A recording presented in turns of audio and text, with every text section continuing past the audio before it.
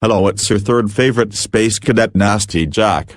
Are you all ready for another space exploration piece?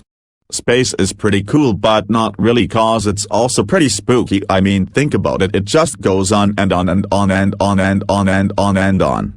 Pretty danky spooky if you ask me. Oh, really quick before we jump in, I just want to give a quick shout out to my boy Seth.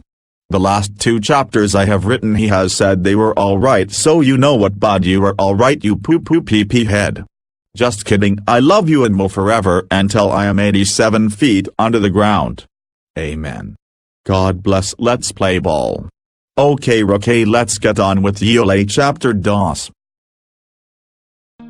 Chapter 2, Dr. Juulie Litney. My boy Baloney Bob and I stared at the homies around us. Hello, I come in peace, my name is Nasty Jack and I'm from Earth and I love steak and shakes so much. Some lady interrupted me before I could finish my 14-minute monologue about my life and how I was a cute baby and an ugly child. This lady had red hair, blue eyes, and was wearing a space suit. Did NASA send you boys? Me and Big Bob nodded like this. She put her hand to her forehead. Those idiots couldn't find a nut if it was in a tree. Okay, yeah, that's a weird expression, but excuse me, can you explain what the heck you mean? The girl began to speak again. My name is Debbie Pasta. We told NASA about a year ago what was going on with those monsters and they shut off all communications with us. Aw, that's really sad for real. By the way, I smell bagel bites. Can I get some of those circular red frisbee pizzas? All the moon boys and gals rolled their eyes. Yeah, this whole moon base smells like bagel bites. You're just gonna have to get used to that. I said again. I looked at Bob Baloney. He began to speak. Okay, so like what the flip is that big ole monster thing about? Debbie Pasta looked down and then began to speak. IDKTBH, the only person that knows anything about those monsters is Dr. Juulie Litney, and unfortunately we got separated from her about a year ago. You see, half of the crew is on the side of the moon. The other half is on the dark side of the moon. That's where the secret second base is. The government didn't want anyone to know about this, but yeah, the dark side of the moon base was doing some wild experiments. Unfortunately, this crew is mostly just custodians and lunch servers. Are you freaking kidding me? Y'all aren't even the A team. Nah. She said. We are more like the Q team. So how the heck do we get to this dark side of the moon base? Yo, Nasty Jack, don't ya think if we knew that we would have flip-flopping gone? We legit have enough food for 2 more days, then we will starve. I gasped like this whoa and looked at Baloney Bob. Okay, well, what shall we do? Suddenly the door behind us started shaking.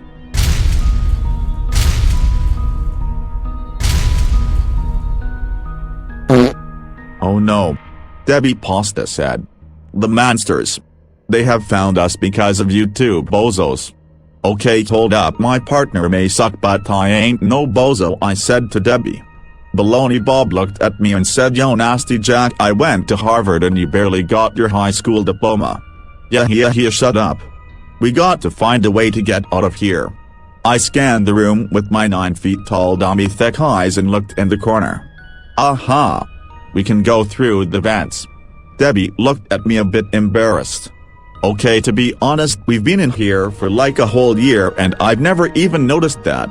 Yeah, that's why I am the detective, Deb. That's why NASA sent me. Dumb. Baloney Bob looked at me.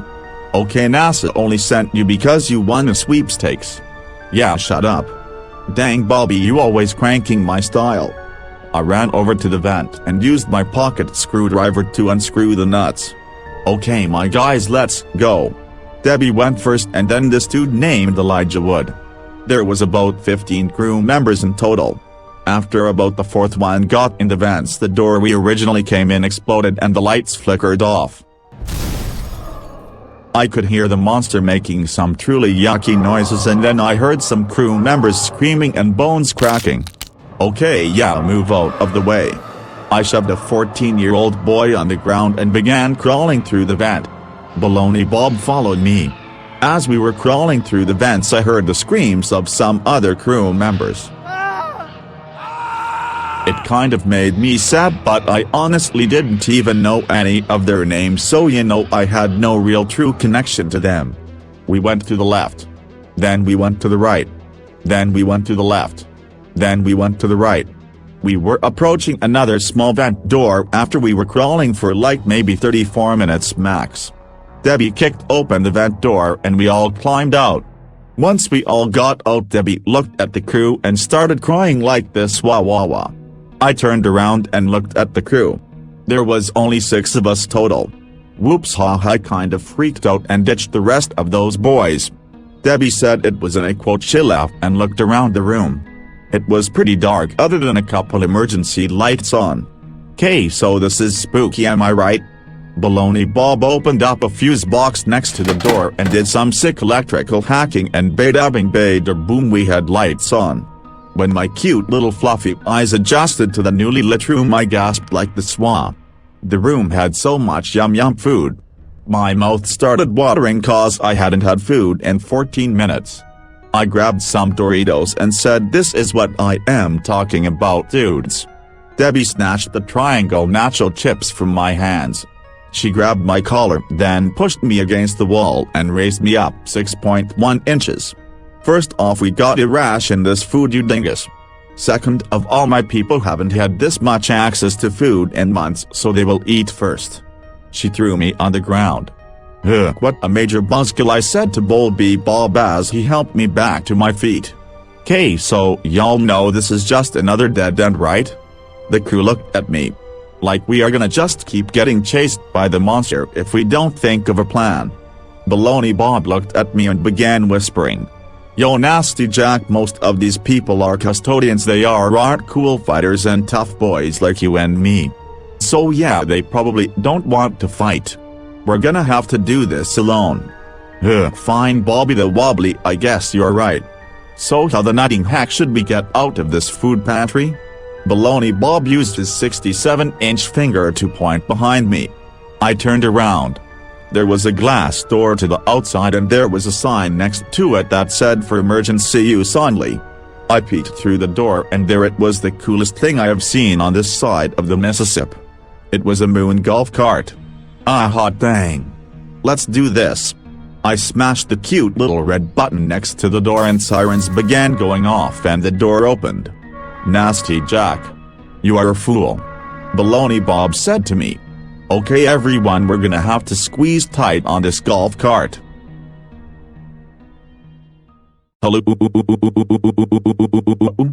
It's your dad's brother's son, Nasty Jack.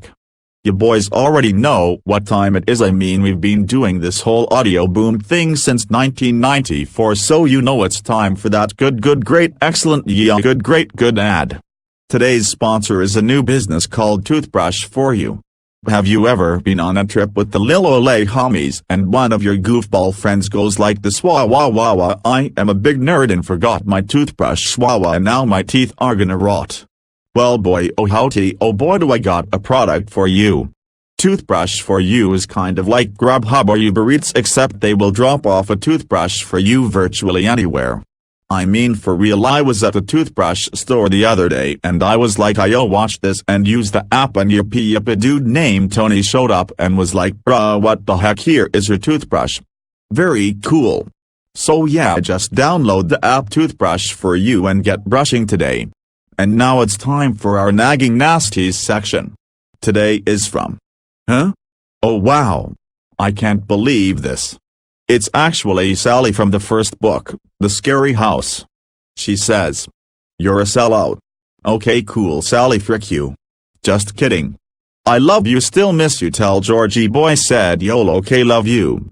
Let's get back to this Lil Olay story. The crew all looked at me and you could tell they were all collectively annoyed with my dumb choices. I began to speak. "Yeah, sorry guys, this was a big goof on my part, but yeah, look, we are gonna have to cram on this golf cart and piece the flap out of here, otherwise we are gonna become monster meat." They all rolled their eyes and flipped me the bird. Yeah, okay, I probs deserve that, but let's get out of here. Everyone threw on their very cool spacesuits that were sponsored by KFC, so they had chicken fingerprints all over them. I jumped into the driver's seat, Debbie Pasta got in next to me, and Bob got on the other side of her. All 4 crew boys held onto the back and 2 more sat on the roof. Just as the last boy got on the cart, the door to the food pantry started to break. Let's pedal to the metal. The door to the moon's surface opened up and I stomped on the gas pedal with my big juicy foot. We barely moved. Okay, wow, this thing is like going maybe 1.2 miles per year at max. Suddenly I heard a big kaboom. I looked behind me and saw that monster broke into the room we had just left. This was the first time I'd seen the monster. It was big, looked like a snake mixed with a beast but like 9 times bigger and had 1 mean eyeball. It spotted us on the slow cart. New plan, everyone run, I said as I drifted to a stop and hopped off and started running. As Debbie was getting out she tripped and fell to the ground. I turned around to see the monster dashing towards her. Ugh, here we go again with this whole saving the cute girl thing. I jumped into the golf cart and turned it around towards the monster. I picked up a moon rock and threw it on the gas pedal and then did a pretty dank roll off the golf cart. It continued to drive itself and smashed right into the monster. It hit that bad boy right into his icky eyeball and it seemed to knock it out. I pulled Debbie Pasta to her feet. Wow, Nasty Jack, thanks for saving me. Yeah, okay, don't flatter yourself, babe. I grabbed her arm and started running. Let's get the ding-dong out of here.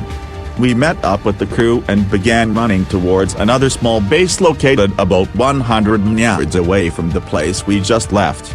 Debbie used her cool ID to open up the door and we scurried in like rats. I took off my helmet to see the rest of the crew members. "'Kay, so like I don't even know any of your names but like what the frick should we do next?"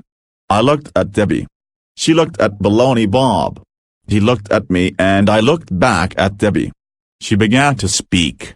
"We need to find Dr. Juulie Litney, but we are still pretty far from the dark side of the moon base. By the way, that base's nickname around here is Project X, so yeah, I forgot to mention that earlier, but K whatever." Debbie walked over to a computer and turned it on. She pointed at a map on a screen once the computer got done updating to Windows 10, which only took a measly 98 minutes. Project X has no connection to any of the bases on this side of the moon, since it was supposed to be a secret project. We'll have to cross through Crater Alley, which unfortunately is where we think some of those monster things might be living. Also, asteroids crash into their light every 69 seconds.